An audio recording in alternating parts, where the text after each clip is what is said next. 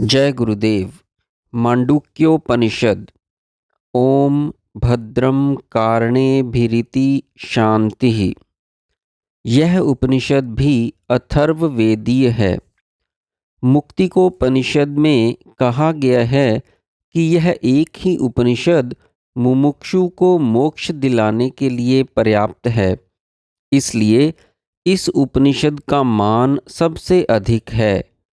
श्री पूज्यपाद शंकर भगवत्पाद के परम गुरु श्री पूज्यपाद गौड़पादाचार्य विरचित कारिकाएं विख्यात हैं, जो इसी उपनिषद की वृहद व्याख्या स्वरूप मिलती हैं, और शंकर भगवत्पाद ने उन पर ही भाष्य लिखकर उनको भी मुख्य उपनिषदवत महत्व प्रदान किया है। हम यहाँ केवल उपनिषद का अनुवाद देते हैं। ओम यह अक्षर है। भूत भवत भविष्य तीनों काल उसके उपव्याख्यान होने के कारण सब ओमकार ही हैं, और जो अन्य त्रिकाल अतीत है वह भी ओमकार ही है। निश्चय ही यह सब ब्रह्म है। यह आत्मा भी ब्रह्म है, और यह आत्मा चार चरणों वाला है। जागृत अवस्था में स्थिति रखने वाला आत्मा बहिष्प्रज्ञ बहिर्मुख ज्ञान युक्त सप्त अंग अर्थात शिर, ग्रीवा, धड़, दो हाथ और दो पैर, सात अंग वाला, 19 मुख अर्थात 5 ज्ञानेंद्रियां, 5 कर्मेंद्रियां, 5 प्राण और अंतःकरण चतुष्टय युक्त स्थूल भुक अर्थात स्थूल जगत के अनुभव रूप भोजन का भोक्ता वैश्वानर संज्ञक प्रथम पाद है। स्वपन अवस्था में स्थिति रखने वाला आत्मा अंतःप्रज्ञ अर्थात दृष्ट एवं श्रुत अनुभूत दृश्यों के संस्कारों का दृष्टा, पूर्ववत सप्तांग एकोनविंशति मुख वाला, प्रविविभक्त अर्थात स्वपन के सूक्ष्म विषयों का भोक्ता तेजस संज्ञक द्वितीय पाद है। जिस अवस्था में सोया हुआ रहता है, किसी इच्छा की कामना नहीं करता और ना कोई स्वप्न देखता है, उस सुषुप्ति की आत्मा सुषुप्ति अवस्था में एक समान रहने वाला प्रज्ञान घन अर्थात केवल ज्ञान मात्र की घनावस्था वाला आनंदमय आनंद का ही भोक्ता चेतोमुख अर्थात उस आनंद रूपी आहार के खाने के लिए जिसके पास एक चेतना रूपी मुख ही है, प्राज्ञ संज्ञक तीसरा पाद है। यह सर्वेश्वर है, यह सर्वज्ञ है, यह अंतर्यामी है, यह सबका कारण है, और निश्चय ही प्राणियों के प्रभव और अप्यय का स्थान है।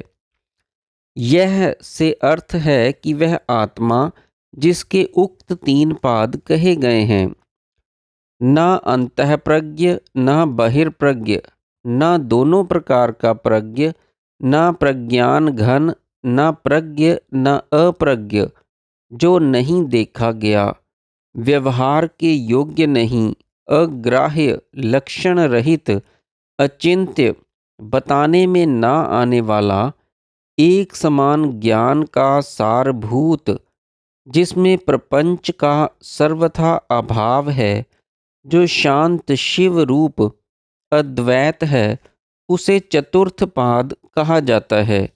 यह आत्मा का वह स्वरूप है जो जानना है। वही यह आत्मा अकार, ऊकार, मकार इन अक्षरों के संबंध से ओमकार रूप है, और मात्राओं के संबंध के कारण चार पाद वाला है। पाद को मात्रा और मात्राओं को पाद समझना चाहिए। जागृत स्थानीय वैश्वानर आत्मा अकार रूपी प्रथम मात्रा है।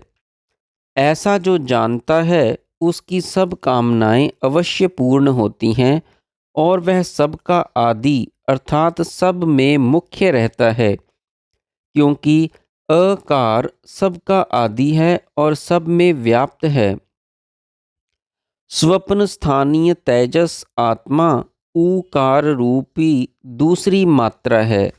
ऐसा जो जानता है वह ज्ञान की परंपरा का उत्कर्ष करता है और समान भाव वाला होता है, क्योंकि ऊकार का अकार से उत्कर्ष है। ऐसे मनुष्य के कुल में अब्रह्मवित् नहीं होते। सुषुप्ति स्थानीय आत्मा मकार रूपी तीसरी मात्रा है। मकार का अर्थ माप अथवा सबका उसमें अंत होने के कारण अप्यय समझना चाहिए। जो ऐसा जानता है वह सबका जानकार होता है और सबको अपने में मिलाने वाला होता है। मात्रा रहित ओमकार व्यवहार में न आने वाला प्रपंचोपशम शिव रूप अद्वैत चतुर्थ पाद आत्मा ही है। ऐसा जो जानता है वह आत्मा से आत्मा को जानकर आत्मा में ही प्रवेश कर जाता है।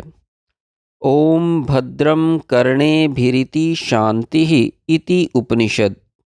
जगत का आदि कारण ब्रह्म की शक्ति है, जो कभी व्यक्त होकर सृष्टि करके स्थिति करती है और कभी सबका संहार करके अव्यक्त हो जाती है। उसका प्रभव और अप्यय स्थान अव्यय अक्षर ब्रह्म है। इसलिए भूत वर्तमान और भविष्यत तीनों काल उस शक्ति के परिणाम प्रवाह के नाम मात्र हैं। अव्यक्त दशा में यह विश्व को बीजवत धारण किए रहती है।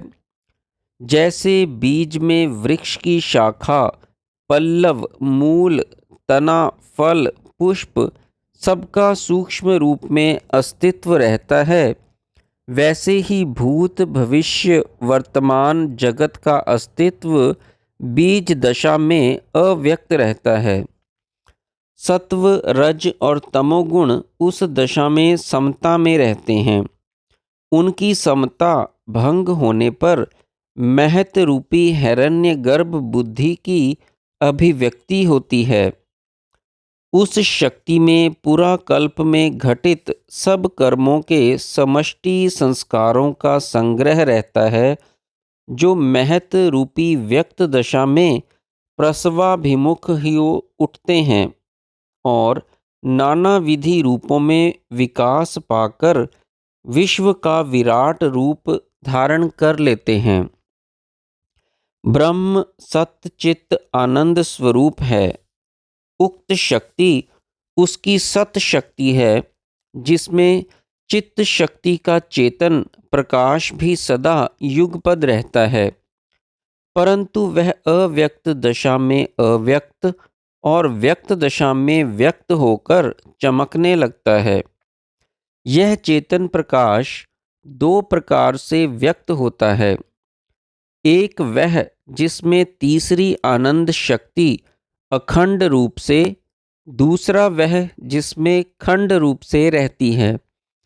दोनों को समष्टि और व्यष्टि आनंद कह सकते हैं। खंड रूप से व्यक्त होने के कारण पूरा कल्प के संस्कारों का व्यष्टि रूपों में विभक्त होना यथा धाता पूर्वम कल्पयत।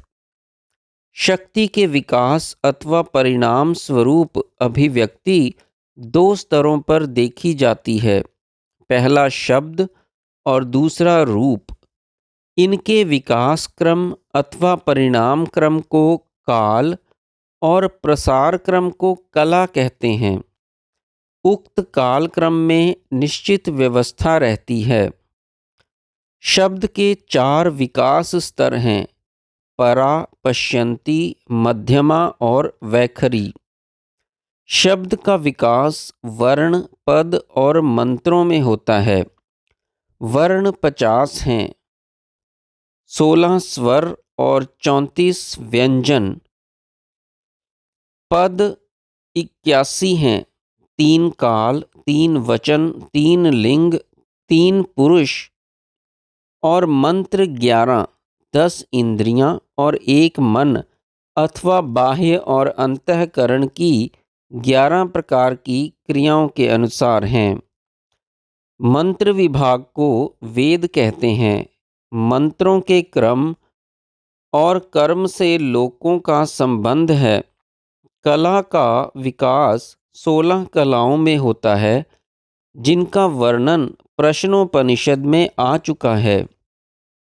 सब में चित्ती शक्ति, चेतना सत्ता का ही न्यूनाधिक युगपद प्रकाश बना रहता है। समष्टि रूप में उस चेतन प्रकाश को अव्यक्त दशा में सूत्रात्मा, शब्द मात्र की व्यक्त दशा में शब्द ब्रह्म अथवा हिरण्यगर्भ और स्थूल विश्वात्मा के रूप में विराट ब्रह्म कहते हैं। व्यष्टि रूप में प्राज्ञ, तेजस और वैश्वानर कहते हैं। संस्कारों की अव्यक्त अथवा प्रसुप्त दशा उनके शब्दों के स्तर पर विकास और रूपों के स्तर पर विकास के अनुसार ही उक्त तीन भेद किए जाते हैं।